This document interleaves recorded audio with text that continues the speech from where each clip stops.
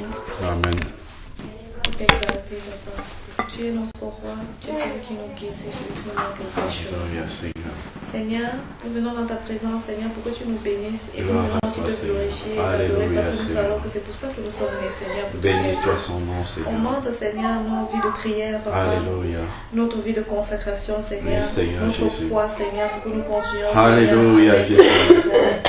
Gloire à Seigneur, toi, nous Seigneur. te remercions parce que tu nous as donné le souffle de vie aujourd'hui. Alléluia, Parce que tu nous as Seigneur. donné le souffle de vie et la possibilité encore de continuer de te servir. Alléluia, Seigneur. C'est un Seigneur. privilège, Seigneur. C'est une Béni grâce. soit ton saint Parce nom, que ceux Seigneur. qui n'ont pas pu avoir ce souffle de vie aujourd'hui, Alléluia. Seigneur, c'est pas parce nous avons plus que Seigneur. Alléluia. C'est justement par ta grâce, Papa, que nous avons ce Alléluia. souffle de vie pour continuer à te servir comme ce matin, Seigneur. Nous Alléluia, te remercions, Seigneur, pour les premières heures que nous avons passées dans ta présence. Alléluia, Ça nous a Jésus. vraiment fortifié, Seigneur. Oui, Et nous te Seigneur. rendons grâce. Et nous Béni te soit demandons, ton Seigneur, saint de nom, continuer, Seigneur, à nous fortifier par ta parole. À nous Alléluia, fortifier, Seigneur. Seigneur, dans Gloire ta à ton présence, saint Seigneur. nom. Père, Seigneur, nous te remettons la Louange à parole que toi, nous allons Seigneur. écouter. Je te prie au nom de Jésus. Oui, Je te prie Seigneur, au nom au de nom Seigneur. de Tu utilises ton serviteur, Seigneur. Béni afin soit que ton saint nom, il ne Seigneur. parle pas par lui-même, mais Seigneur, qui parle direct, Oh, par le gloire à toi, Saint-Esprit. Seigneur Que tu Jésus. l'utilises, Seigneur, pour nous parler, Béni Seigneur. soit ton au nom de nom, Jésus. Seigneur. Seigneur, ta parole est une lampe à nos pieds, une Oui, lumière dans Seigneur, nos sentiers. louange et Permets que majesté, cette parole, Seigneur. Seigneur, ne vienne pas et qu'elle reparte en envers, Alléluia, Seigneur, mais qu'elle Seigneur. vienne, Béni Seigneur, soit ton qu'elle Saint. demeure dans nos cœurs, Seigneur. Alléluia. Purifie ce qui est à purifier, qu'elle mette la Louange lumière, et Seigneur, là où il y a encore puissance à toi, l'obscurité, Seigneur. Seigneur, dans nos cœurs, au nom de Jésus. Au nom de Nous Jésus. bénissons ta parole, Papa. Gloire Ta à parole toi, est une Seigneur. source de vie pour nous, Seigneur. Alléluia. Et nous en avons Béni soit ton vraiment saint besoin, nom, Seigneur. Seigneur. Encore aujourd'hui, Oui, nous en avons puissance et besoin majesté aujourd'hui à et toi, demain Seigneur. encore, Seigneur. Nous en Alléluia, demandons plus, Seigneur. Seigneur. Oui, Papa, Seigneur, viens, remplis-nous, Seigneur. Enseigne-nous ta Remplis-nous de ta parole. parole, Au nom Seigneur. de Jésus. Au nom de Jésus. Amen. Amen. Alléluia.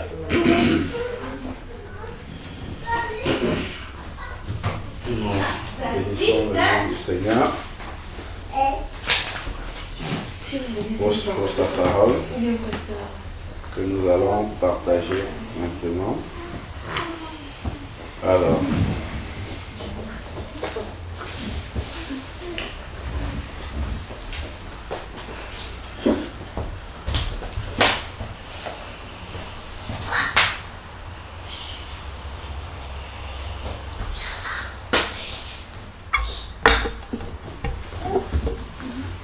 donc, nous allons commencer par lire quelques petites phrases dans Matthieu 25 relativement à la parabole des talents. Mais nous n'allons pas méditer en profondeur sur ce passage-là. C'est juste en introduction. Alors, Matthieu 25 au verset 14. Il en sera comme d'un homme.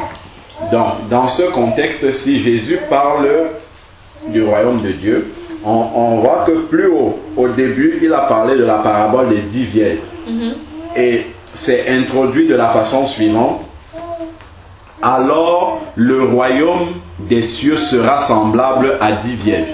Donc, dans la continuité, il continue à donner des images du royaume des cieux. À quoi le royaume des cieux nous renvoie-t-il?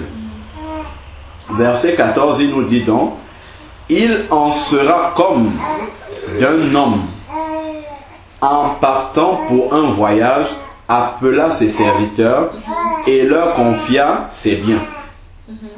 Il donna 5 talents à l'un, 2 à l'autre et 1 à un troisième, à chacun selon sa capacité. Et il partit en voyage. Aussitôt, celui qui avait reçu 5 talents s'en alla, les fit valoir et en gagna 5 autres. De même, celui qui avait reçu 2 talents en gagna 2. Celui qui n'en avait reçu qu'un alla faire un trou dans la terre et cacha l'argent de son maître. Donc longtemps après, le maître de ses serviteurs revint et leur fit rendre des comptes. celui qui avait reçu 5 talents s'approchant, en apportant 5 autres talents, et dit, Seigneur, tu m'avais confié 5 talents, voici 5 autres que j'ai gagnés.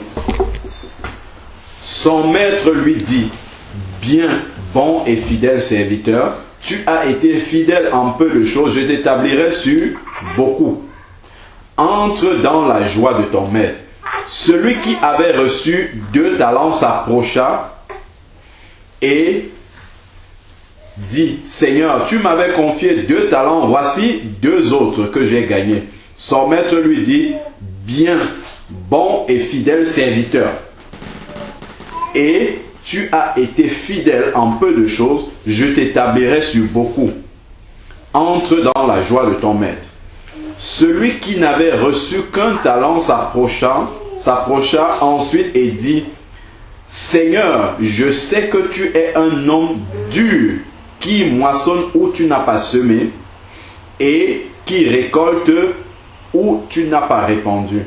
J'ai eu peur, et je suis allé cacher ton talent dans la terre.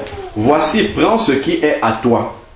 Son maître lui répondit, serviteur mauvais et paresseux, tu savais que je moissonne où je n'ai pas semé et que je récolte où je n'ai pas répandu. Il te fallait donc placer mon argent chez les banquiers et à mon retour j'aurais retiré ce qui est à moi avec un intérêt.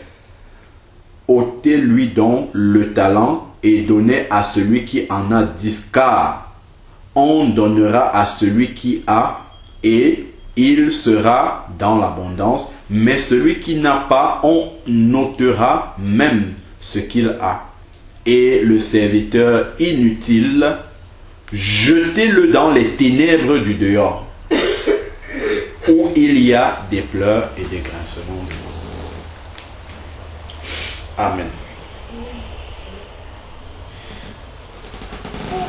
Et il y a tout un message dans ce passage-là. Déjà, d'entrée de jeu, on comprend que l'homme dont il est question ici qui va en voyage, c'est le Seigneur, Jésus, qui appelle ses serviteurs. Les serviteurs ici sont les enfants de Dieu. Donc, nous comprenons ici que tous les enfants de Dieu sont des serviteurs. Donc, à partir du moment où quelqu'un expérimente la conversion, la nouvelle naissance, automatiquement, il reçoit un service, un ministère. Ça, c'est systématique pour tous les enfants de Dieu. Et on peut le lire encore dans 2 Corinthiens 5 au verset 20, où il nous est dit que le Seigneur a mis en nous la parole de la réconciliation. C'est-à-dire que quand quelqu'un naît de nouveau, la parole de la réconciliation est dans le cadeau de la nouvelle naissance qu'il a reçue. Et le ministère de la réconciliation n'est autre que l'évangélisation. C'est pour ça qu'il dit dans Matthieu 28 au verset 20, « Allez, faites de toutes les nations des disciples ». Il le dit à tous ses enfants. Donc à partir du moment, il parle là à ses disciples, à partir du moment où on est converti au Seigneur, on reçoit automatiquement cet ordre-là d'aller, de faire de toutes les nations des disciples. Donc celui qui donne sa vie à la seconde même où il devient un enfant de Dieu, il reçoit en même temps un ministère et il devient un serviteur. Donc l'enfant de Dieu doit toujours réaliser qu'il est un serviteur de Dieu. C'est une obligation. Alors ici, le Seigneur a distribué des talents à chacun selon ses capacités, selon ses possibilités. Donc, tous les enfants de Dieu, sans aucune exception, ont au moins un talent. Faire l'évangélisation. Par exemple, quand on voit dans Jean 4, la Samaritaine, lorsqu'elle a rencontré Jésus, Jésus ne lui a même pas donné un ordre. Elle est partie d'elle-même annoncer qu'elle a rencontré le Messie, quelqu'un, et elle a amené les gens à Jésus. Et on voit véritablement que sa rencontre avec Jésus ça a provoqué une nouvelle naissance. C'est une nouvelle personne qui est partie du puits pour retourner en ville. Et on peut déjà réaliser d'ailleurs que le texte de Jean 4 nous précise que lorsque la Samaritaine est arrivée, il était midi à peu près. Et on peut s'interroger que comment le peuple samaritain qui vivait autour de ce puits-là, donc c'était une source très importante pour la ville, dont les gens devaient affluer pour rechercher de l'eau à toute heure de la journée. Mais comme elle habitait là, elle savait qu'à cette heure de la journée là, certainement il n'y aura pas beaucoup de personnes. Il y aura peut-être personne. D'ailleurs, elle partait parce qu'il n'y avait personne. Et pourquoi elle partait parce qu'il n'y avait personne? C'est après, dans son échange avec Jésus, qu'on comprend pourquoi elle ne voulait pas rencontrer les gens. Parce qu'elle n'avait pas un bon témoignage. Et nous réalisons que lorsqu'elle a rencontré Jésus, il y a eu cette transformation-là qui fait qu'elle est partie rencontrer les gens qu'elle fuyait avant. Et Jésus ne lui a rien dit, c'est juste la rencontre avec Jésus qui a semé quelque chose en elle. Elle a compris qu'elle était une nouvelle personne. Si j'ai rencontré le Messie, je suis une nouvelle personne. Alors si je suis une nouvelle personne, je m'en vais automatiquement l'annoncer. Donc elle a reçu le ministère d'évangélisation sans qu'on ne le lui ait dit. C'est ça qui montre vraiment que c'est quelque chose d'inné dans la nouvelle naissance. Évangéliser, c'est quelque chose qui naît automatiquement en nous au moment où nous naissons de nouveau. Et c'est ça qui prouve que la nouvelle naissance qu'on a expérimentée, que l'évangile est vraiment une bonne nouvelle. La nouvelle ne peut être bonne que par rapport à la vitesse de propagation de cette nouvelle-là. Nous prenons par exemple un enfant qui réussit au bac, par exemple.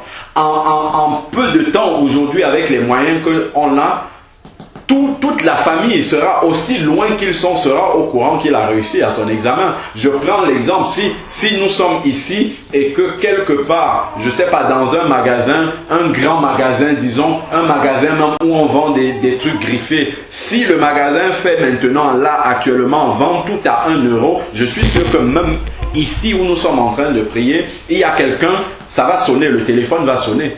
Les premiers qui seront au courant vont alerter toute la ville. C'est ça qui montre que c'est une bonne nouvelle. C'est ça qui montre véritablement que ce qu'on a...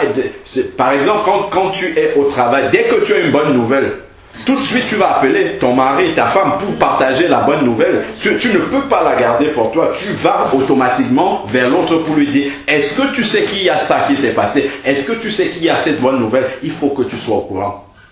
Et parce que celui qui dit qu'il est né de nouveau et qui ne ressent pas ce besoin d'évangéliser là, il faut se poser la question de savoir réellement, est-ce que vraiment la nouvelle naissance il a expérimenté, est-ce que réellement c'est une bonne nouvelle pour lui? Ce n'est que dans sa démarche d'aller vers l'autre, l'amour qu'il va manifester pour l'autre qui ne connaît pas encore ce qu'il a expérimenté, c'est ça qui va révéler que c'est une bonne nouvelle pour lui. Parce qu'on peut lire la Bible, on peut être d'accord avec tout ce qui est écrit, mais c'est dans les actes qu'on pose qui montrent que réellement ça a pénétré en nous. Jésus va dire dans Jean 13 au verset 17 que quand il lave les pieds à ses disciples, et ça peut s'appliquer pour tous les enseignements de Jésus, il dit, vous êtes heureux si vous savez ces choses-là, l'enseignement sur l'humilité, pourvu que, il complète sa phrase, pourvu que vous le mettiez en pratique. C'est bien de savoir qu'il faut évangéliser, c'est bien de savoir pourvu qu'on le mette en pratique. Parce qu'on peut connaître toute la Bible par cœur, mais au final, au dernier jour, on a vu ici, Jésus a dit aux serviteurs inutiles, jetez-le dans les ténèbres du dehors. Ceux qui parlent souvent de l'impossibilité de perdre son salut. Voici un exemple. C'était un serviteur. Jésus a appelé ses serviteurs. Donc, ne peut être serviteur que ceux qui ont réellement expérimenter une vraie conversion. Et on peut le voir dans Jean 15, 15, où il dit, je ne vous appelle plus mes serviteurs, mais je vous appelle mes amis. Et il parle à ses disciples. Donc, les serviteurs de Jésus sont réellement ses disciples. Donc, celui qui a un talent là, c'était un vrai disciple de Jésus. C'était un vrai disciple de Jésus. Et c'est à un vrai disciple de Jésus que Jésus dit, jetez-le dans les ténèbres du dehors. Qui est le synonyme de la géhenne, de l'enfer. Il dit, là où il y a des pleurs et des grincements dedans. Donc, le service pour le Seigneur, ce n'est pas une option. Ce n'est pas si je veux, je le fais. C'est une obligation parce que c'est lui. Et pourquoi ça devient une obligation? Parce que le Seigneur sait que c'est naturel. En fait, tu dois le faire naturellement. Tu ne dois même pas attendre un ordre de quelqu'un pour aller le faire. Et nous avons tous des talents, au moins un qu'il faut fructifier. Ça, c'est important de le savoir. Nous devons toujours avancer en faisant perpétuellement le bilan. Le talent que Dieu m'a donné, est-ce que je l'utilise vraiment pour la gloire de Dieu? Et le talent que nous avons ne peut être multiplié que lorsqu'on commence à l'utiliser. Déjà, on ne le découvre que lorsqu'on commence à faire quelque chose. C'est là qu'on voit vraiment, tiens, Dieu m'a donné telle facilité, telle capacité à faire ça. Et plus j'en fais, plus Dieu développe. Et il développe d'autres, il nous rajoute d'autres. Si on n'est pas sûr le ministère auquel il nous appelle, il va prendre ce que nous avons commencé pour nous amener. Voilà, en fait, il nous forme. Même si on a commencé dans ce qui n'est pas notre ministère, au travers de ça, il nous forme pour nous amener justement vers le ministère auquel il nous appelle. Il va toujours nous le montrer et il va le voir dans les petites choses. Ce qu'on a déjà commencé à faire pour le Seigneur, il va regarder la manière dont on le fait. Parce que ce qui est important pour le Seigneur, Dieu travaille avec des personnes déjà, qui sont disponibles, qui ont du temps à consacrer vraiment au Seigneur. Parce qu'on peut faire le travail de Dieu. Il ne suffit pas de le faire, mais il faut le faire de la manière dont Dieu veut qu'on le fasse.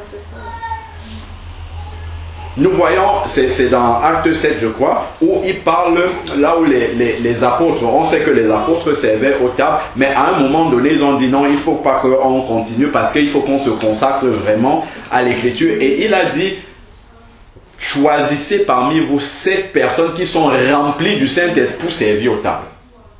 Remplies du Saint-Esprit pour servir aux tables.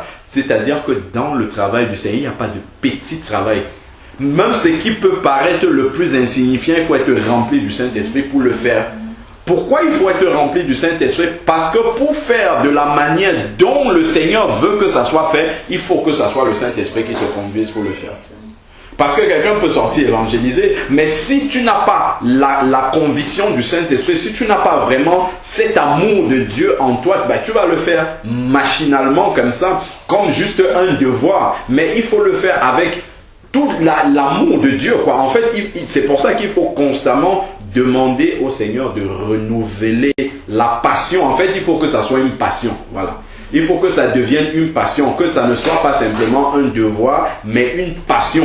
Je le fais vraiment parce que je sais que les gens sont en train de mourir et je sais que c'est grave pour eux. Quand je parle de mourir, c'est pas mourir de la mort physique, mais c'est d'être séparé de Dieu. Parce que quand on voit là dans le monde, pour Dieu, il y a 2 catégories de personnes. Il y a ceux qui sont sauvés et ceux qui ne le sont pas. Ceux qui sont sauvés sont sur le chemin étroit et ceux qui ne sont pas sauvés sont sur le chemin large. Matthieu 7, au verset 13-14. Ils sont déjà sur le chemin qui mène en enfer. Quand on est avec quelqu'un comme ça, normalement, l'Esprit de Dieu qui est en nous, quand on est avec quelqu'un, déjà dans notre tête, on est en train de se dire, cette personne qui est en train de discuter avec moi. On discute, on partage beaucoup de choses, parce que nous sommes dans la réalité physique du monde.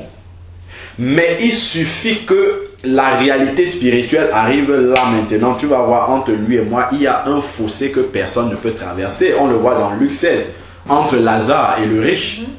Le fossé, et ça peut se manifester avec la mort. Il suffit que là où vous êtes, un autobus vient, ça vous ramasse tous les deux, vous mourrez. C'est là que tu vas voir réellement l'immensité du fossé qui est entre vous deux. Mais ça, c'est une image, c'est spirituellement qu'on le voit. Et ça, on doit l'avoir permanemment en tête. On doit toujours l'avoir constamment en tête, de savoir que celui avec qui je discute, tiens, s'il ne connaît pas Jésus, il ne peut pas être sauvé. Et quand une fois que j'ai mis ça dans ma tête, ça commence à faire tomber les barrières. Même si la personne en face de moi n'est pas conscient de ce qu'il risque pour son éternité, je vais le lui dire. Peu importe ce qu'il va faire sur mon orgueil, sur mon amour propre, ainsi de suite. Peu importe, ça n'a pas d'importance. Jésus a dit, c'est dans Matthieu 10, au verset 38, où il dit que ne craignez pas ce qui tue le corps. Parce que tout ce que les gens peuvent faire, ça ne peut atteindre que notre corps. Mais craignez ce qui tue l'âme. C'est ça voilà. Et ce qui peut tuer l'âme, c'est par exemple de se taire. Quand on doit parler de Jésus, tout ça, le serviteur inutile ici. Quand on a le travail du Seigneur à faire, ne pas le faire parce que X, Y, et le monde dans lequel on vit, c'est encore dit dans 1 Jean 5 au verset 19, est entre les mains du malin. Si le monde est entre les mains du malin, ça veut dire que la manière de raisonner, de réfléchir, tout ce qu'il y a là dans le monde, c'est dirigé par l'esprit du malin, mais nous on a l'esprit de Dieu. Ce qui fait que quand on est avec quelqu'un comme ça, c'est l'esprit du malin qui est là, au milieu, et qui t'empêche de voir qu'entre lui et toi, il y a un immense fossé. Mais toi, comme tu as l'esprit de Dieu, il va dire, c'est dans Romains 12 au verset 2, ne vous conformez pas au siècle présent, ne vous laissez pas dominer par la pensée du monde présent, mais soyez transformés par le renouvellement de l'intelligence. Donc constamment, on doit être dans une attitude de prière, d'adoration pour que Dieu renouvelle notre pensée. C'est quand notre pensée est renouvelée que nous pouvons voir les choses comme Dieu les voit. C'est comme ça que nous pouvons voir la gravité du fait que quelqu'un ne soit pas sauvé comme Dieu la voit. Parce que quand Dieu regarde quelqu'un, il voit à l'échelle de l'éternité. C'est pour ça que souvent les gens s'indignent. On se dit, mais comment un enfant de 11 ans peut mourir? C'est pas normal. Mais pour Dieu, c'est pas un scandale. C'est pas un scandale parce qu'il sait que cet enfant-là est sauvé. Et c'est ça qui est important. Il voit à l'échelle de l'éternité. Qu'est-ce qui est important pour lui? C'est que l'enfant soit sauvé. S'il vivait même jusqu'à 90 ans et qu'au bout de 90 ans, il n'était pas sauvé, c'est une grande perte. C'est une grande perte. Or, dans la pensée commune du monde dirigé par le malin, c'est la chair qui domine. Donc c'est le sentiment en fait qu'on voit. Quand on regarde simplement, il est mort. Pourquoi? Qu'est-ce qui choque? C'est parce qu'il ne sera plus avec nous. C'est encore l'égoïsme. C'est juste parce qu'il ne sera plus avec nous. S'il est sauvé, on doit lever les mains au ciel. Gloire à Dieu. Gloire à Dieu. Même s'il est mort, c'est gloire à Dieu. Seigneur, aide-nous à traverser, mais gloire à Dieu parce qu'on sait que en fait il est rentré dans l'éternité. Et qu'on va le retrouver plus tard. Puisque la vie dans laquelle nous sommes, c'est juste une petite fenêtre dans l'échelle de l'éternité. Donc, tous les enfants de Dieu sont automatiquement des serviteurs de Dieu. Ça, c'est immédiat, c'est automatique, c'est tous. Il n'y en a pas un seul à qui Jésus n'a pas donné le talent. Il a appelé tous ses serviteurs et il en a donné à chacun. Donc, tous sont serviteurs et on voit aussi que tous auront des comptes à rendre au Seigneur. Voilà. Maintenant, nous, vendredi à la veillée, on avait vu justement la manière dont il faut faire le travail du Seigneur avec le cœur. Et on a lu dans Apocalypse 1, Apocalypse 2, autant pour moi la lettre à Éphèse, où il dit, ce que j'ai contre toi, c'est que tu as abandonné ton premier amour. Souviens-toi d'où tu es tombé et répands-toi. Sinon, je viendrai contre toi. Donc, alors qu'avant ça, il cite beaucoup d'éloges de l'église d'Éphèse. On peut le lire. On peut lire ce que le Seigneur dit à l'église d'Éphèse, Apocalypse 2. Il dit, écrit à l'ange de l'église d'Éphèse. Voici ce que dit celui qui tient les 7 étoiles dans sa main droite. Celui qui marche au milieu des 7 chandeliers d'or. Je connais tes œuvres, ton travail, ta persévérance. Je le sais. Tu ne peux supporter les méchants. Tu as éprouvé ceux qui se disent apôtres et ne le sont pas. et tu les as trouvés menteurs. Tu as la persévérance. Il le dit 2 fois. Tu as la persévérance. Tu as souffert à cause de mon nom. Et tu n'étais pas lassé. Ce ne sont que des compliments. Ça, quand on lit, si je lis jusque-là, je m'arrête. Pour moi, ça ressemble à l'église de Philadelphie. C'est une église qui est totalement fidèle. Mais au verset 4, Jésus dit, mais j'ai contre toi que tu as abandonné ton premier amour. Pour celui qui regarde avec les yeux charnels, il va dire, mais regarde tout ce qu'ils ont fait pour le Seigneur. Comment Jésus peut dire, s'ils ont fait tout ça, ça veut dire qu'ils ont l'amour pour Dieu. Erreur. Erreur parce qu'on peut faire beaucoup de choses pour Dieu, mais ce n'est pas par amour. Ce n'est pas, enfin, ça peut même être par amour, mais ce n'est pas que Dieu est ton premier amour. Tu ne l'as pas mis en premier.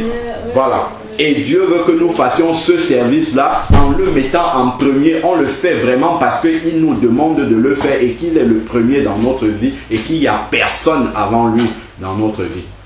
Il dit, souviens-toi donc d'où tu es tombé, répands-toi donc, même que Dieu ne soit pas notre premier amour, mérite qu'on se répande.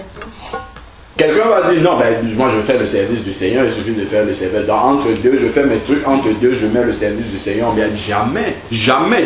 Il doit être le premier. Il doit être le premier, ça doit passer avant toute chose. C'est là que ça a du sens pour le Seigneur. Le modèle du serviteur maintenant dans la Bible. Nous savons que la Bible nous présente plusieurs serviteurs depuis Adam, Ève et Abraham, Moïse, ainsi de suite. Nous savons que le véritable modèle complet qui a tout, qui n'a jamais chuté, c'est Jésus lui-même. Et nous devons comprendre au travers de la vie de Jésus la manière dont Dieu veut que nous le servions.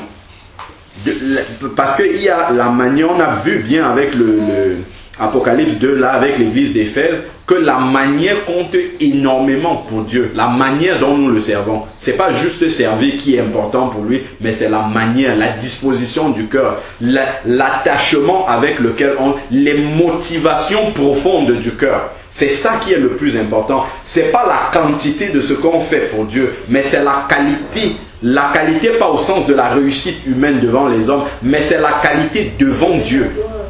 On peut faire peu de choses et avoir l'approbation de Dieu par rapport à quelqu'un qui fait beaucoup de choses et qui n'a pas l'approbation de Dieu. Dieu peut donner à quelqu'un qui vient de se convertir un ministère. Amène au Seigneur ton voisin de palier. Toute ta vie, c'est seulement ce que tu auras à faire. Mais si tu as compris que c'est ça que Dieu attend de toi et que tu le fais de tout ton cœur, que tu passes du temps dans la prière, pour ça, que tu demandes au Seigneur comment est-ce que je dois y arriver, ainsi de suite, si tu le fais fidèlement, il ne dit pas si le résultat est là, parce qu'au final c'est la personne qui doit décider de se convertir, mais si tu fais ce que tu as fait fidèlement, avec tout l'attachement, tu as rempli ta mission jusqu'au bout. Et maintenant, quelqu'un peut avoir harangué plein de foules, fait plein de miracles, ainsi de suite, mais il le fait pour sa gloire personnelle, ou il le fait juste parce que il faut le faire, ainsi de suite, mais celui-là n'a pas toute l'approbation de Dieu. Alors que toi qui as fait ce que tu avais à faire de la manière, avec la disposition du cœur qu'il faut, tu l'as fait de la bonne façon.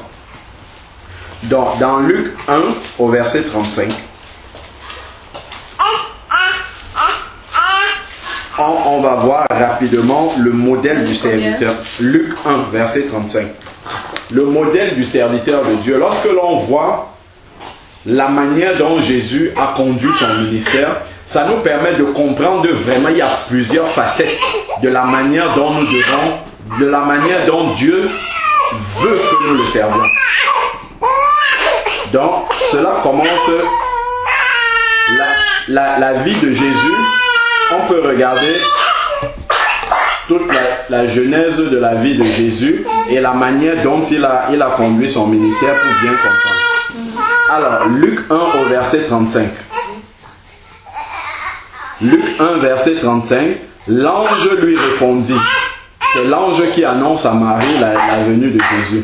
L'ange lui répondit, le Saint-Esprit viendra sur toi et la puissance du Très-Haut te couvrira de son ombre. C'est pourquoi le saint enfant qui naîtra sera appelé Fils de Dieu. Donc, nous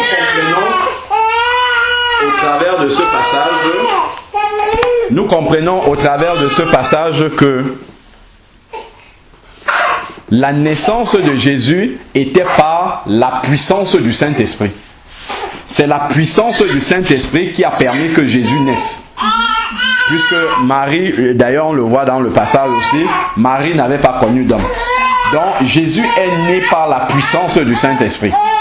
De la même façon, pour le chrétien qui finalement, qui avant était un païen et devient chrétien, et qui sera un serviteur de Dieu, comme Jésus était lui-même serviteur de son Père, pour le chrétien, la naissance de Jésus par la puissance du Saint-Esprit équivaut à ce que nous pouvons lire dans Jean 3. Lorsque Jésus parle avec Nicodème. On arrive, on prépare à manger. Raphaëla, doucement.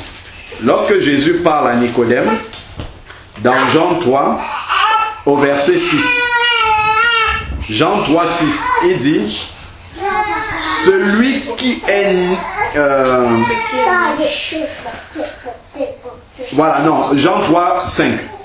Jésus lui répondit, en vérité, je te le dis, si l'homme ne naît d'eau et d'esprit, il ne peut entrer dans le royaume des cieux. Donc la nouvelle naissance pour le chrétien, c'est la naissance spirituelle, la naissance de l'esprit. Donc celui qui doit devenir un serviteur de Dieu, à l'image de Jésus qui est né par la puissance du Saint-Esprit, il doit lui-même être né de nouveau, né de l'esprit. Voilà. Donc ça c'est le début. Quelqu'un ne peut jamais servir Dieu s'il n'est pas né de nouveau, s'il n'est pas né du Saint-Esprit. Alors, donc ensuite, qu'est-ce que Jésus a fait? Il est né de l'Esprit, il a passé son enfance, et après, le ministère même, on commence à le voir dans Luc 3 déjà, dans Luc 4. Où sont mes chocolats? Donc, on peut voir déjà dans Luc 3, 21. Luc 3, 21 nous dit la chose suivante. Tandis que le peuple se faisait baptiser, Jésus fut aussi baptisé, et pendant qu'il priait, déjà on va s'arrêter là. Tandis que tout le peuple se faisait baptiser, Jésus fut aussi baptisé. Donc, la deuxième étape pour le serviteur, après le fait qu'il soit né de nouveau, c'est l'obéissance et de se faire baptiser, comme Jésus lui-même l'a fait. De se faire baptiser de la façon que Jésus l'a fait, par immersion. Et ensuite, pendant qu'il priait, donc c'est quelqu'un qui doit avoir une vie de prière, avant de commencer le service de Dieu, il faut toujours être dans une disposition de prière. Le Saint-Esprit descendit sur lui sous la forme corporelle comme une colombe. Maman, est-ce que je peux prendre des chips? Oui. Et l'Esprit Saint descendit sur lui sous la forme corporelle d'une colombe. Ça, c'est exactement à l'image de ce qu'on voit dans Acte 2, le jour de la Pentecôte. Le jour de la Pentecôte où ils étaient tous dans un même lieu assemblés. On peut voir Acte 2, 2, même déjà Acte 2, 1. Le jour de la Pentecôte arriva, ils étaient tous assemblés dans le même lieu. Tout à coup, il vint du ciel. De la même manière que la colombe est venue, de la même manière que le ciel s'est ouvert, il vint du ciel un bruit comme celui d'un souffle violent qui remplit la maison où ils étaient assis. Des langues qui semblaient de feu et qui se séparaient les unes des autres leur apparut et se posaient sur eux, sur chacun d'eux, et ils furent tous remplis du Saint-Esprit et se mirent à parler en d'autres langues selon que l'Esprit leur donnait de s'exprimer. Donc on voit ici que une fois que Jésus a été baptisé, il a reçu la puissance d'en haut qui est venue sous la forme corporelle d'une colombe. De la même manière, on a vu comment ça s'est passé le jour de la Pentecôte. Avant de commenter ce qui s'est passé le jour de la Pentecôte, qu'est-ce qu'il dit ici dans Acte 1, à partir du verset 4? Il dit, ça c'est juste avant l'ascension. Il leur dit, comme il se trouvait avec eux, il leur recommanda de ne pas s'éloigner de Jérusalem, mais d'attendre la promesse du Père, dont leur dit-il, vous n'avez pas entendu parler. Attends. Ne pas s'éloigner, mais d'attendre la promesse du Père, dont leur dit-il, vous n'avez entendu parler. Car Jean a baptisé d'eau, mais vous, dans peu de jours, vous serez baptisés d'Esprit Saint. Et donc, réunis, demandèrent, Seigneur, est-ce en ce temps? Bon, prenons verset 8. Mais vous recevrez une puissance, celle du Saint-Esprit survenant sur vous, et vous serez mes témoins. Donc c'est lorsque le Saint-Esprit descend sur quelqu'un, lorsque quelqu'un est baptisé dans le Saint-Esprit, qu'il devient un vrai serviteur, qu'il devient un témoin fidèle de Jésus, avec la puissance qui va avec. Donc il suffit de retourner, toujours dans Luc, ici là, dans Luc, on lisait Luc 3. Lorsque la colombe est descendue sur Jésus, et le ciel s'est ouvert alors à ce moment. Tu es mon fils bien-aimé, dont l'approbation de Dieu est venue réellement sur Jésus lorsque la colombe s'est posée sur lui. Lorsque la puissance de l'Esprit de Dieu est véritablement venue en lui, le Père a attesté, celui-ci est mon fils, l'objet de mon affection. C'est lorsque la puissance du Saint-Esprit vient vraiment dans la vie de quelqu'un que Dieu va commencer à attester le. C'est pour ça que il a dit dans Acte 1:8 aux disciples, ne commencez pas à vite faire le service. Si vous allez faire le service comme vous êtes là, vous allez le faire d'une manière humaine, d'une manière charnelle. Mais pour faire le service d'une façon qui me glorifie, qui soit vraiment comme je vous demande de faire, attendez de recevoir la puissance et ensuite vous allez aller faire le travail. Lorsque on lit dans Luc 4, Jésus, rempli d'Esprit Saint, revint du Jourdain et fut conduit par l'Esprit dans le désert. Donc lorsqu'il est revenu du Jourdain, il était maintenant rempli du Saint-Esprit. Il a été conduit dans le désert. Il a été tenté par le diable. De la même façon, le serviteur de Dieu, lorsque tu commences le service du Seigneur, c'est l'Esprit qui a amené Jésus dans le désert pour être tenté. Ce n'est pas le diable, c'est l'Esprit qui l'a amené là-bas. Donc Dieu va te faire passer aussi par le désert. Il va te faire passer par des endroits où tu dois expérimenter la foi. Où il doit éprouver ta foi. Pour que ça produise justement, comme Pierre nous dit, la patience, le fruit de l'Esprit. Pour que ça produise le fruit de l'Esprit. Et nous pouvons voir que le fruit qui est sur un arbre, le fruit ne va arriver à maturité que lorsque les conditions climatiques vont changer.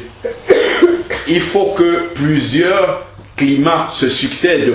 Le pommier, il va falloir que le printemps passe par là, il va falloir que l'automne, l'été, tout ça, le soleil tape, ainsi de suite. C'est lorsque plusieurs conditions climatiques se sont succédées, c'est ça qui fait mûrir le fruit. De la même manière, l'enfant de Dieu, c'est au fil de différentes expériences. Les nuages ne sont pas toujours bleus dans la vie de l'enfant de Dieu. Il y a des fois où les nuages sont noirs, les nuages sont ainsi de suite. C'est au travers de toutes ces expériences-là que le fruit de l'esprit va arriver à maturité dans ta vie. Donc il est normal que le Seigneur nous amène souvent dans le désert pour nous faire comprendre certaines choses.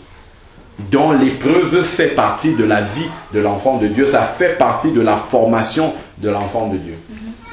Donc Jésus est passé dans le désert, donc le véritable enfant de Dieu va passer aussi dans le désert.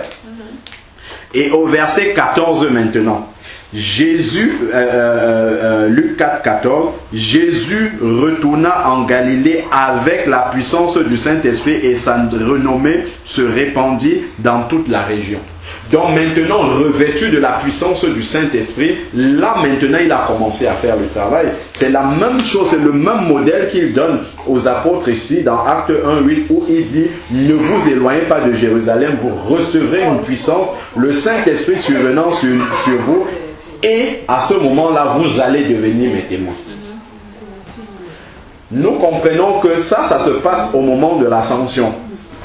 C'est juste avant l'ascension que Jésus leur parle ainsi, puisqu'à partir du verset 9, on voit que Jésus s'est élevé vers le Père. Et lorsque je lis 2 pages derrière, c'est dans Jean 20, après la résurrection. Ça se passe après la résurrection. Dans Jean 20 au verset 19. La Bible nous dit la chose suivante. Le soir de ce jour qui était le premier de la semaine, les portes du lieu où se trouvaient les disciples étaient fermées par la crainte qu'ils avaient des Juifs. Jésus vint et debout au milieu d'eux, il leur dit « Que la paix soit avec vous. » Quand il eut dit cela, il leur montra ses mains et son côté. Les disciples se réjouirent en voyant le Seigneur. Jésus leur dit de nouveau « Que la paix soit avec vous. Comme le Père m'a envoyé, regardez, comme le Père m'a envoyé, moi aussi je vous envoie. » Après ça, il souffla sur eux et il dit, recevez le Saint-Esprit. C'est à ce moment-ci que les disciples ont expérimenté la nouvelle naissance. Parce que avant la mort et la résurrection de Jésus, on ne peut pas parler de nouvelle naissance. Ils étaient avec lui, mais ils n'étaient pas nés de nouveau. Ils ne pouvaient même pas être nés de nouveau. Puisque la nouvelle naissance, c'est la mort à l'ancienne vie et la résurrection à une vie nouvelle. Donc c'est lié à la mort et à la résurrection de Jésus. Donc c'est ici que les disciples sont nés de nouveau. Et au chapitre, dans le livre suivant, il leur parle encore d'un Saint-Esprit qui recevront sous la forme d'une puissance. Donc, le baptême dans le Saint-Esprit, ce n'est pas quelque chose qu'on reçoit au moment de la conversion. C'est une deuxième expérience, exactement comme les disciples. Ils ont reçu le Saint-Esprit. Ça, c'est l'Esprit de Dieu qui vient dans notre cœur pour nous régénérer de la même façon quand Dieu a constitué de la glaise pour former Adam, il a soufflé dans ses narines et puis il est devenu un esprit vivifiant. C'est le même mot qui est utilisé, le souffla là, c'est le même qui est dans la Genèse 3, je crois, où Adam a été créé. Dieu a soufflé pour lui donner le souffle de vie. Donc de la même façon, quand Jésus a soufflé sur eux, c'est pour leur communiquer la vie nouvelle. C'est la nouvelle naissance là pour les disciples. Mais après ça, il leur dit, bien que vous soyez nés de nouveau, ne courez pas pour aller faire le travail. Attendez de recevoir la puissance de Dieu pour aller être des témoins, pour être des témoins puissants. Parce que les bonnes dispositions pour servir Dieu ne suffisent pas. La motivation, même l'amour de Dieu ne suffit pas pour faire le service de Dieu. Il faut la puissance. Il faut la puissance que Dieu même communique. Il n'y a qu'à voir Pierre. Quand Jésus dit à Pierre que je vais aller à Jérusalem, je serai crucifié, je vais mourir, Pierre lui dit non, ça ne peut pas t'arriver. Même quand... quand bien même tout le monde t'abandonnera, je serai... Voilà. Et quand Pierre le disait, Pierre n'était pas un hypocrite. Et c'est ça que Jésus aimait en Pierre. C'est que même si Pierre disait souvent des bêtises, il était entier. Il disait ça vraiment du fond du cœur. Quand il dit à Jésus, même si tous t'abandonnent, moi je serai avec toi, il dit ça avec la conviction, mais de ses moyens humains. Il dit, je vais lutter pour ne pas le faire. Et c'est là où Jésus le regarde, il lui dit, non Pierre, tu ne sais, tu comptes sur toi. Tu comptes sur toi-même. C'est pour ça que avant que le coq ne chante 3 fois, tu m'auras régné déjà. Tu m'auras régné 3 fois. Et c'est ce qui est arrivé. On voit que Pierre, malgré toute sa motivation, malgré toute la bonne disposition, malgré tout ce qu'il voulait, il aimait vraiment le Seigneur. Il n'a pas pu servir le Seigneur d'une manière irréprochable jusqu'au bout. au moment de la crucifixion de Jésus. Ce qui est intéressant, c'est que après avoir été baptisé dans le Saint-Esprit, dans Acte 2, on voit Pierre qui commence à prêcher. Et quand il prêche maintenant, lui qui avait renié le Seigneur devant une petite servante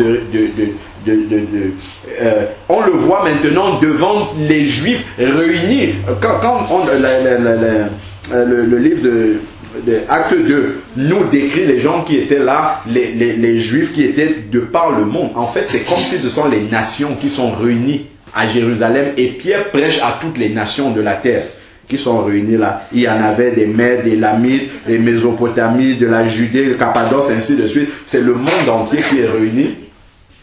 Et Pierre prêche la parole à ces Juifs-là. Et là, on voit que Pierre est une nouvelle personne. Pierre est complètement nouveau après l'expérience du baptême dans le Saint-Esprit. Parce qu'avant, il avait peur, et après, il s'adresse maintenant à tout le monde. Et qu'est-ce qui prouve qu'il était une nouvelle personne? C'est qu'il dit, ce Jésus que vous avez crucifié. Donc c'est Jésus que vous avez trahi. Lui ne se considère plus du nombre, parce qu'il a une nouvelle expérience, et il pouvait leur dire ça frontalement, il n'avait pas peur, parce qu'il avait reçu la puissance du Saint-Esprit, mais justement. Donc l'enfant de Dieu doit, comme Paul dit, rechercher les dons de l'Esprit, et notamment le baptême dans le Saint-Esprit. C'est quelque chose qui est indispensable dans la vie du chrétien. Pour être un témoin fidèle du Seigneur, il faut absolument demander au Seigneur d'être baptisé dans le Saint-Esprit. Ça, c'est quelque chose absolument à avoir. Lorsque on voit, par exemple, tout au long des Actes des Apôtres, lorsque les gens se convertissaient, les apôtres venaient toujours vérifier s'ils avaient été baptisés dans le Saint-Esprit. On peut le voir dans Acte 8, par exemple. Acte 8, 14. Quand les apôtres étaient à Jérusalem,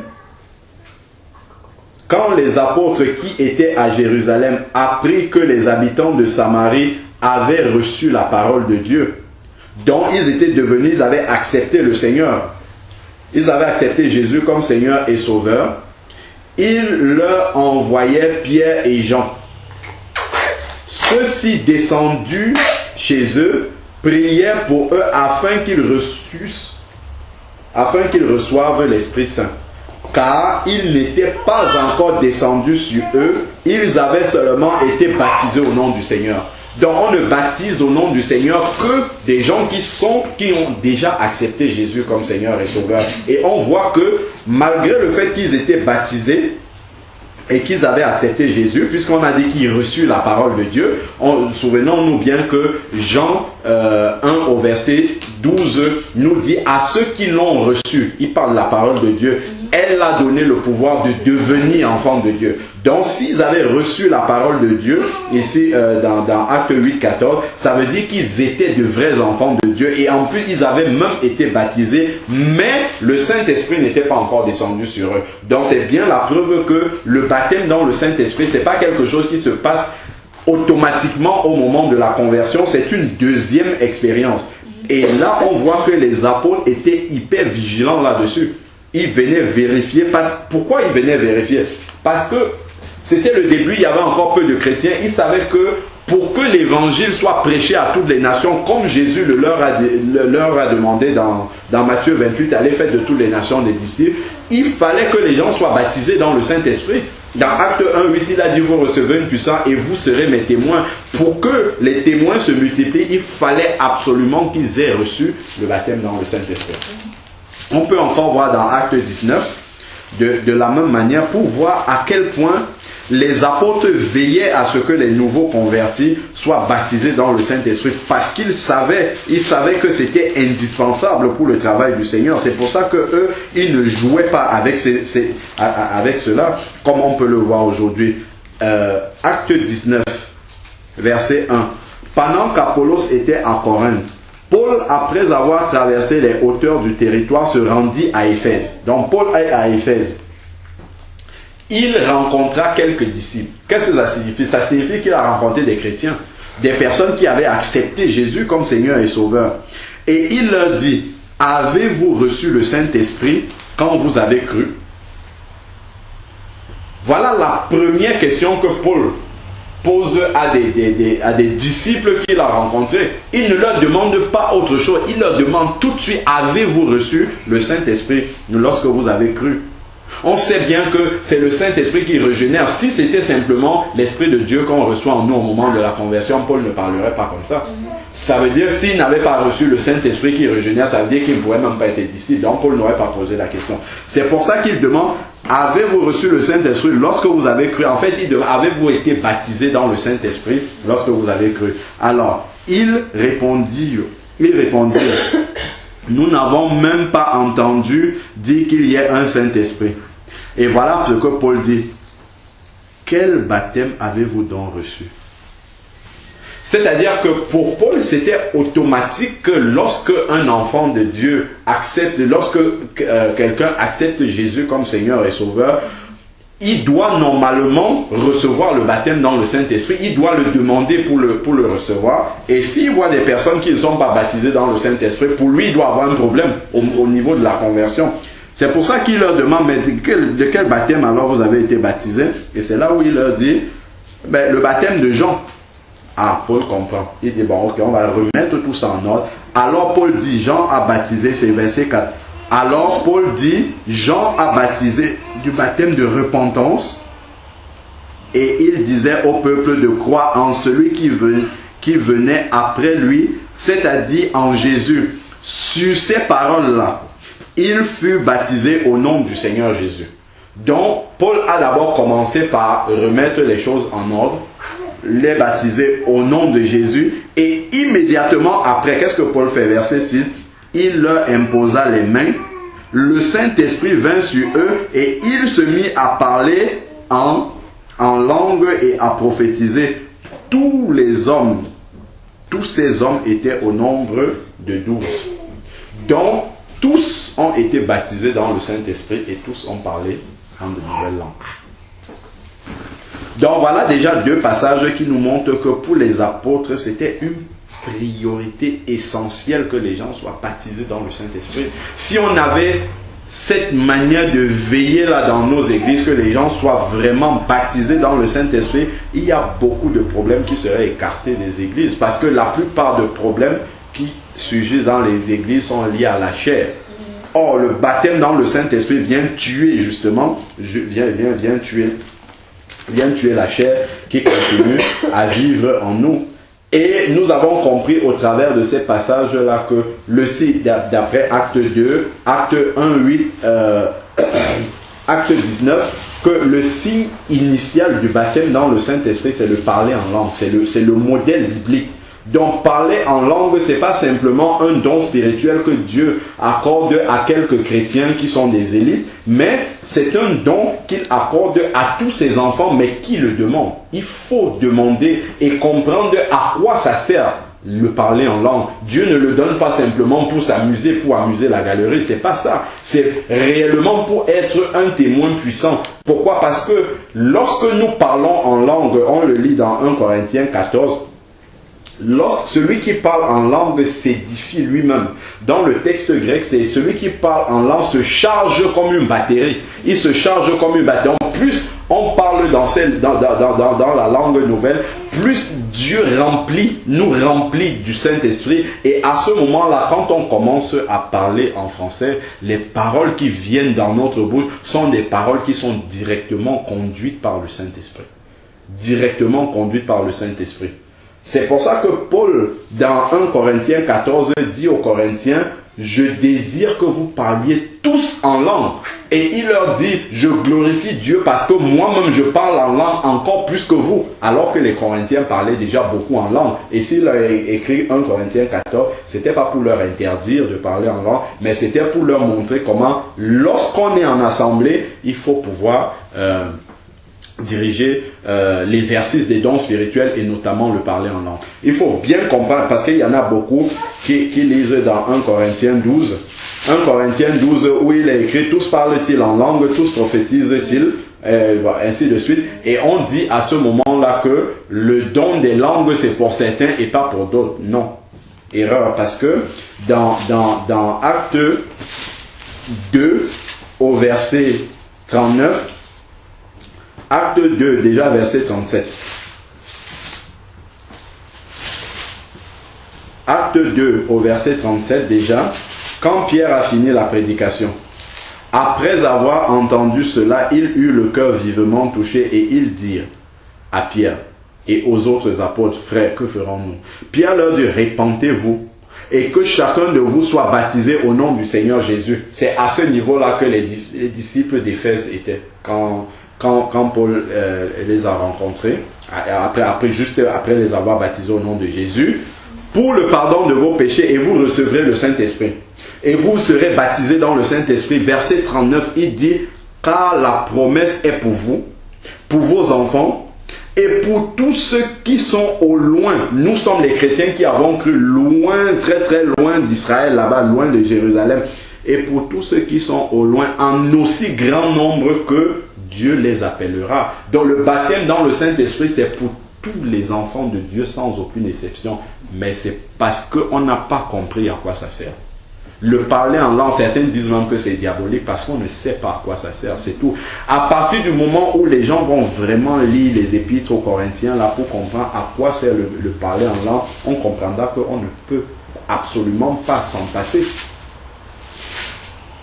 Comprenons que il y a le don des langues, c'est une chose, c'est un don spirituel que tous n'ont pas effectivement. Il le dit dans 1 Corinthiens 12, tous parlent-ils en langue. Là, il parle du don des langues dans l'église.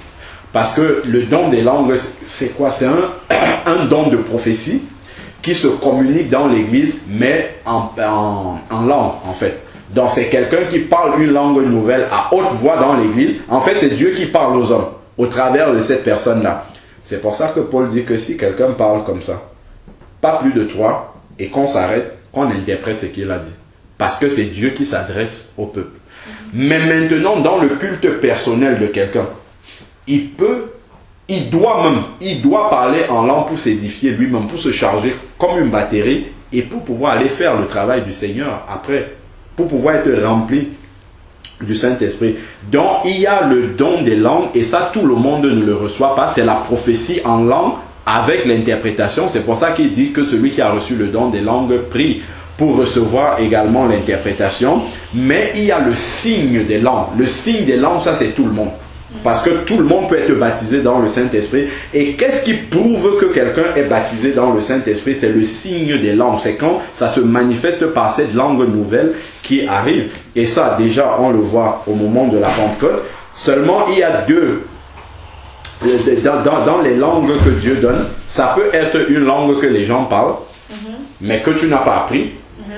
Dieu peut t'envoyer en Russie pour évangéliser. Tu arrives en Russie, tu n'as jamais appris le russe, il met le russe dans ta bouche, tu prêches un message dessus, du début à la fin. Tu commences à parler en langue, mais c'est le russe et les gens comprennent ce qu'ils te disent. Ça, c'est une chose.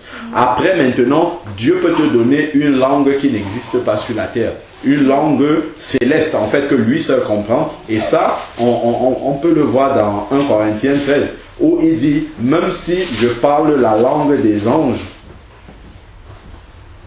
voilà, c'est 1 Corinthiens 13, 1. Quand je parlerai les langues des hommes et des anges, si je n'ai pas l'amour, je suis du bronze qui résonne ou une cymbale qui retentit. Donc la langue des anges existe aussi. C'est une langue que personne ne parle sur la terre. Et ça, Dieu la communique également. Et où est-ce qu'on peut lire encore dans la Bible que Dieu donne le don des langues à tous ses enfants sans aucune exception? C'est juste parce que les gens ont reçu de mauvais enseignements qu'ils se disent que non, on n'en a pas besoin, on peut s'en passer. On peut lire c'est dans Marc 16, hein? Marc 16, 16. Qu'est-ce qu'il dit dans Marc 16, 16?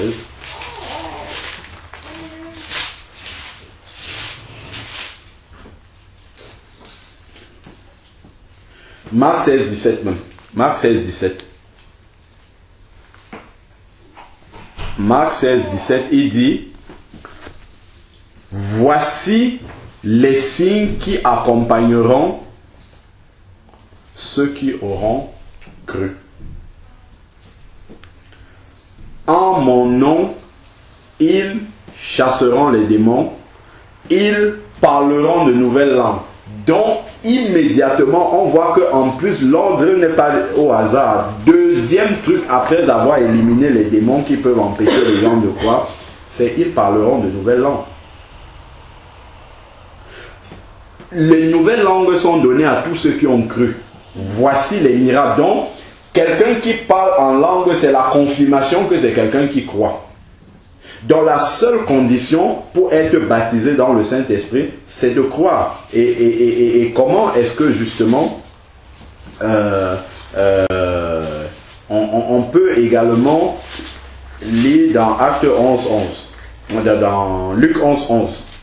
Dans Luc 11.11, c'est Jésus qui s'adresse justement aux Juifs, où il leur dit: quel père parmi vous, si son fils lui demande du pain, lui donnera-t-il une pierre? Ou s'il lui demande du poisson, lui donnera-t-il un serpent au lieu d'un poisson?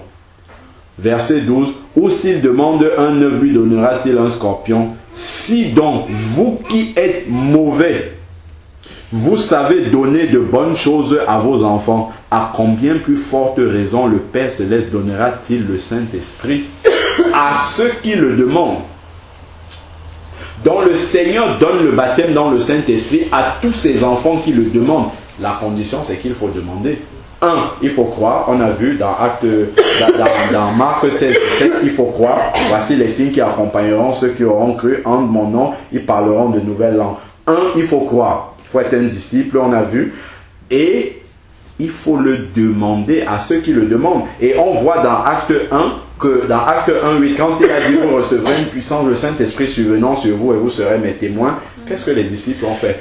De commun accord, ils sont montés dans la chambre haute et ils ont prié jusqu'à ce qu'ils reçoivent le baptême dans le Saint-Esprit. C'est-à-dire qu'ils avaient compris que cette promesse du Seigneur-là était essentielle pour leur vie. Ils ont tout abandonné, tout ce qu'ils avaient dans la vie pour rechercher le baptême dans le Saint-Esprit. Et c'est ce que l'enfant de Dieu doit aussi faire. Parce que sans le baptême dans le Saint-Esprit, avec la manifestation première des langues, l'enfant de Dieu ne peut pas marcher d'une façon qui soit agréable, d'une façon comme Dieu veut absolument qu'il marche, qu'il fasse son travail. Et on peut voir aussi dans Acte 10, quand Pierre est parti chez Corneille. Acte 10, 44. Comme Pierre prononçait encore ces mots, le Saint-Esprit, Pierre en train de prêcher chez Corneille, le Saint-Esprit descendit sur tous ceux qui écoutaient. Dans tous les passages où il est parlé du baptême dans le Saint-Esprit, la Bible précise toujours que c'est tous qui ont reçu le baptême dans le Saint-Esprit, sans aucune exception. Ça contredit totalement l'enseignement qui dit que le baptême dans le Saint-Esprit c'est pour certains et pas sur d'autres. C'est totalement anti-biblique ça. Ça n'a rien à voir avec la Bible. Ce sont des enseignements parce que les gens n'ont simplement pas compris du tout. Tous les passages qu'on vient de voir, que ce soit Paul dans Acte 19, où on dit le nombre de ceux qui étaient avec lui était 12. On nous précise que tous les 12, Acte 2, les 120 ont été tous, ils furent tous remplis dans le Saint-Esprit. La Bible précise toujours tous, encore ici, tous ceux qui écoutaient la parole de Dieu. Donc le Saint-Esprit ne vient jamais faire des privilégiés. Bon, toi c'est bon, ça peut aller. Toi, tu es baptisé dans le Saint-Esprit. Celui-là, il faut qu'il n'en prenne. Non. La condition pour être baptisé dans le Saint-Esprit, c'est croire, c'est avoir la foi et le demander. Ce sont les deux conditions. Être vraiment un vrai enfant de Dieu qui veut faire le travail du Seigneur. Et contrairement à ce qu'on pense, on pense souvent que celui qui est baptisé dans le Saint-Esprit, c'est une élite. Pas du tout, c'est pas une élite. Regardons ici, là, chez Corneille, ce qu'on est en train de lire. C'était des païens chez Corneille. Et les païens ont reçu le Saint-Esprit. Pendant qu'ils écoutaient Acte 10, 44, comme Pierre prononçait encore ces mots, le Saint-Esprit descendit sur tous ceux qui écoutaient la parole. Tous les croyants circoncis qui étaient venus avec Pierre furent étonnés de ce que le don du Saint-Esprit était répandu sur les païens. Qu'est-ce qui prouvait que le don du Saint-Esprit était répandu sur les païens? Verset 46, car ils les entendaient parler en langue. Donc c'est le fait de parler en langue qui est le signe qui manifeste que quelqu'un a vraiment reçu la puissance du Saint-Esprit et exalter Dieu. Donc le baptême dans le Saint-Esprit, le parler en langue, c'est aussi et avant tout pour glorifier Dieu. Parce que lorsque on prie en français, lorsqu'on glorifie Dieu dans nos langues, après on est limité. Il y a des choses qu'on ne peut pas dire dans nos mots sur la grandeur de Dieu et il faut justement... Mais là, nous les hommes, on ne peut pas vraiment... on ne peut pas confirmer que tel et tel sont baptisés par le Saint-Esprit. Si, par le parler en langue. Non, laisse-moi venir, parce qu'il y en a qui font semblant de parler en langue. Ah oui, non, oui, ça encore, oui, ça. C'est devenu difficile, Mais là, c'est autre chose. Non, ça c'est autre chose. Ça, c'est autre je peux chose. voir quelqu'un qui parle en langue, et je vois ça, il serait un témoignage. Non, c'est très simple. Ça veut donc dire qu'il est en train de faire semblant, tu vois. C'est très simple. Vraiment, C'est très simple. Tu prends la parole de Dieu, tu prends Acte 4. Acte 4.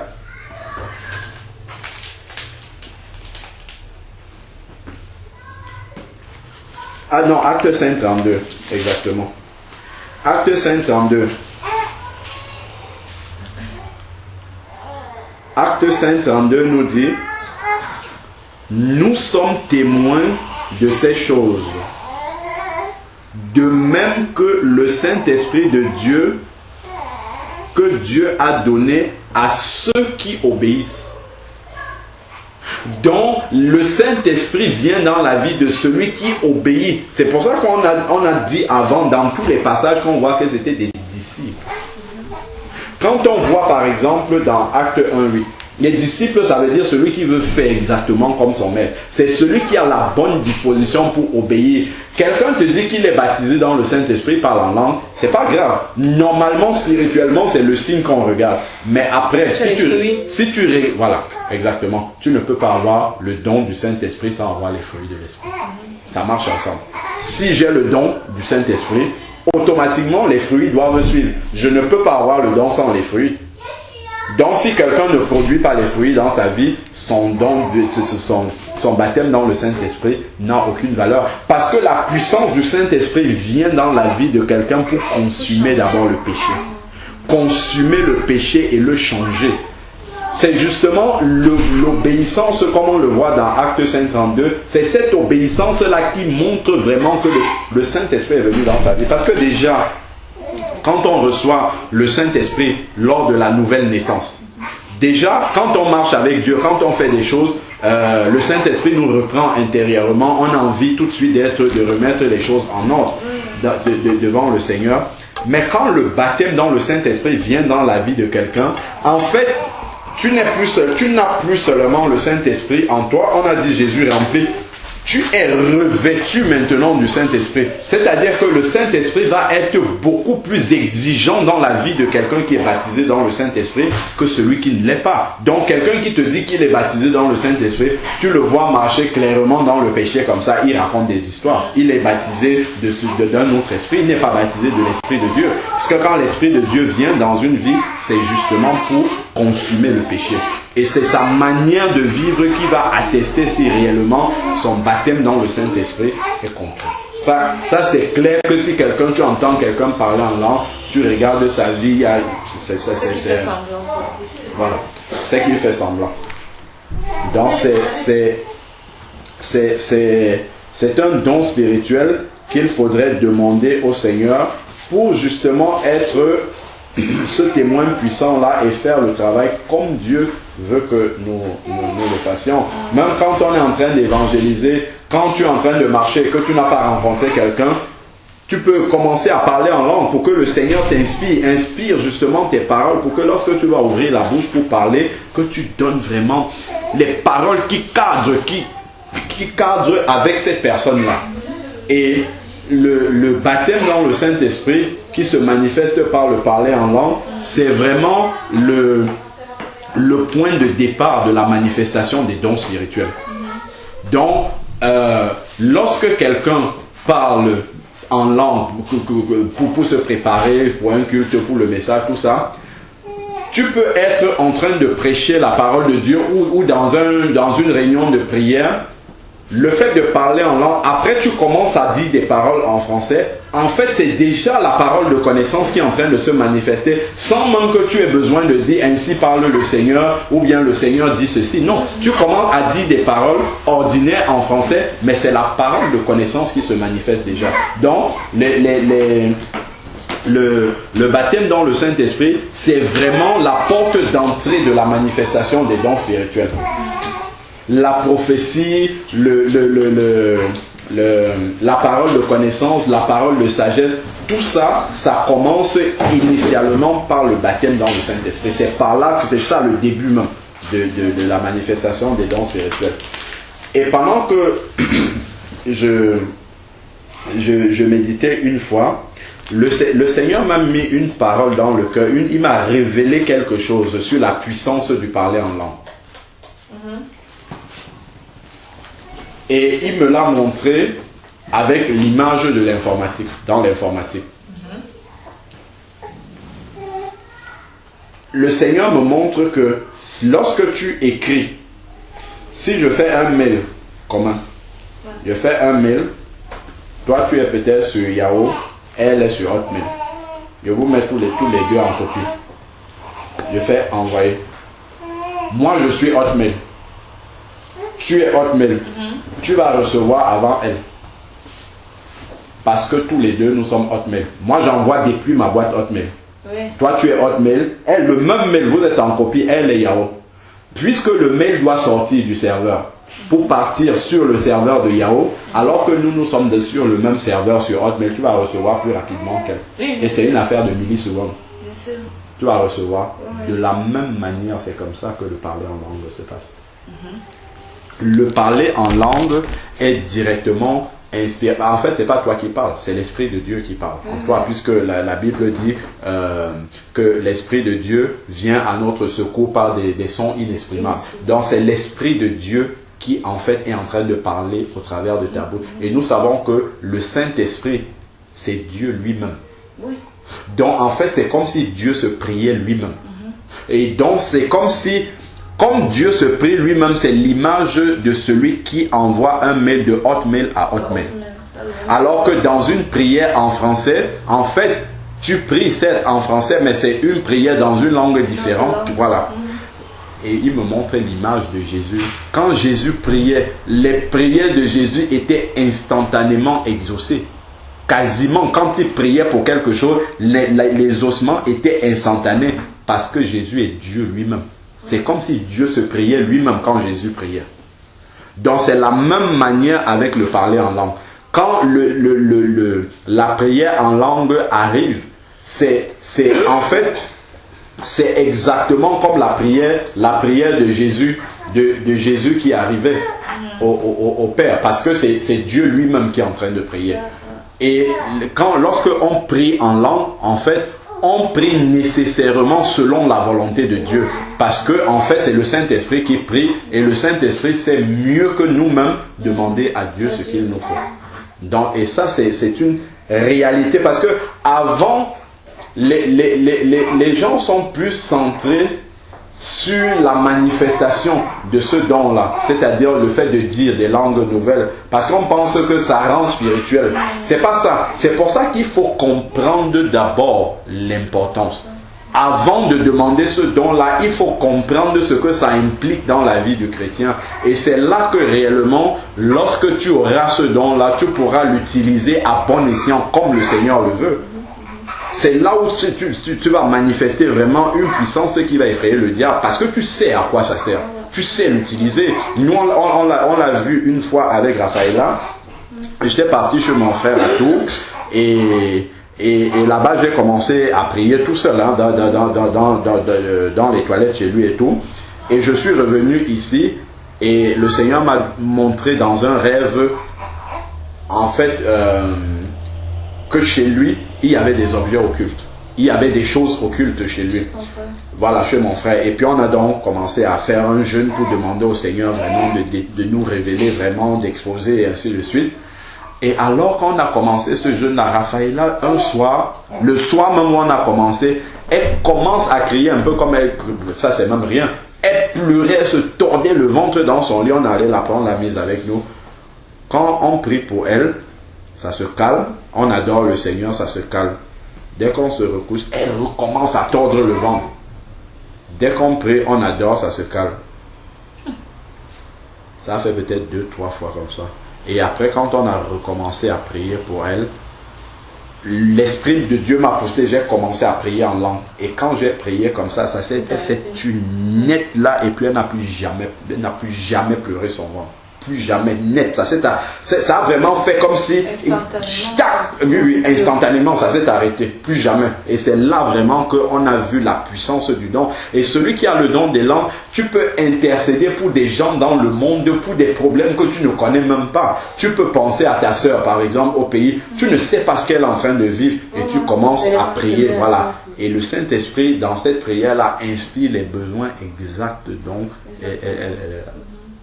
et il y a exactement la volonté du Seigneur. Voilà. Parce que quand tu pries une prière qui est la volonté du Seigneur, voilà. Il y a de nombreux témoignages comme ça. Yves, par exemple, c'est un jeune avec qui on est souvent.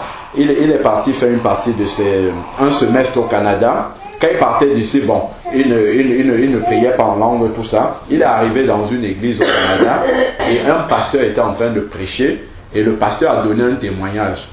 Et c'est à partir de ce moment-là qu'il a commencé à rechercher le don des langues, le baptême dans le Saint-Esprit jusqu'à le recevoir. Ce pasteur-là disait en fait que il est parti, il allait souvent chercher sa femme au boulot. Sa femme travaillait dans une usine. Donc il est arrivé un jour pour chercher sa femme. Sa femme tardait à arriver. Il était là, il attendait. Elle sort souvent à 7 heures. Elle a vu les collègues sortir et tout ça. Il ne comprenait pas et tout. Il a commencé à prier pour sa femme. Et quand il priait, il a commencé à prier en langue. Il priait en langue, il priait beaucoup. Il priait en langue et tout ça. Et après, au bout d'un temps vraiment important et tout, sa femme est arrivée et tout. Il lui dit, mais où est-ce que tu étais, tout ça, tu ne tardes pas souvent et tout ça. Elle lui dit qu'il m'est arrivé quelque chose à l'usine aujourd'hui. Tu allais apprendre seulement que j'ai le bras coupé. Parce que en fait dans les machines, je ne sais pas sur quelle machine, c'était comme des hachoirs et tout. Elle avait mis sa main, elle avait mis, soit elle avait mis sa main là où le bras hacheur passait, elle avait mis sa main et il y a quelque chose qui a bloqué la machine juste quand sa main était là, le truc. Et il a demandé à sa femme, c'est exactement à quelle heure que ça s'est passé. Ça correspondait exactement au moment où il a commencé à prier en langue pour sa femme. Il y a de nombreux témoignages comme ça qui montrent vraiment toute la puissance de parler en langue. Bon, Linda, on va prier. Tu vas prier pour la clôture et on va s'arrêter là. Merci. Seigneur, nous voulons bénir ton nom, nous voulons te remercier encore pour Alléluia. cette parole. Seigneur Dieu, que cette parole soit ancrée dans notre cœur. Oui, Et Seigneur. donne-nous, Seigneur, en tout temps, Seigneur, de pouvoir vraiment non seulement mettre nos talents en œuvre pour toi, Oui, Seigneur. mais surtout d'avoir des motivations saines lorsque nous te servons. Alléluia, Mais Seigneur. aussi, éternel Dieu, que chaque fois que nous travaillons pour toi, Seigneur, nous puissions demander toute ta sagesse Amen. et la possibilité de le faire comme toi tu le veux. Seigneur, nous te rendons grâce et afin que cette parole reste dans notre cœur, Amen, que Seigneur. nous puissions vraiment toujours être à ton service. Je te prie Alléluia, également pour le Seigneur. baptême du Saint-Esprit afin que Oui, tu Seigneur. nous donnes de nouvelles langues. Oui, Que Seigneur, ceux multiplie qui ne les sont pas langues, encore Seigneur. baptisés, que tu les baptises. Oui, Seigneur Jésus. Je te prie Alléluia. également pour l'évangélisation que je vais faire tout à l'heure. Oui, Seigneur je te Dieu prie de nous Tout-Puissant. conduire au nom de Jésus. Au nom de Je te Jésus, prie de mettre les Seigneur. personnes que j'aurai sur mon passage. Oui, devant cela, Éternel Seigneur Dieu, Dieu éternel, je Tout-Puissant. te prie de mettre les paroles dans ma bouche Oui, Seigneur. et de rester en prière au nom de Jésus. Au nom de Jésus, Amen. béni sois-tu, Seigneur. Amen.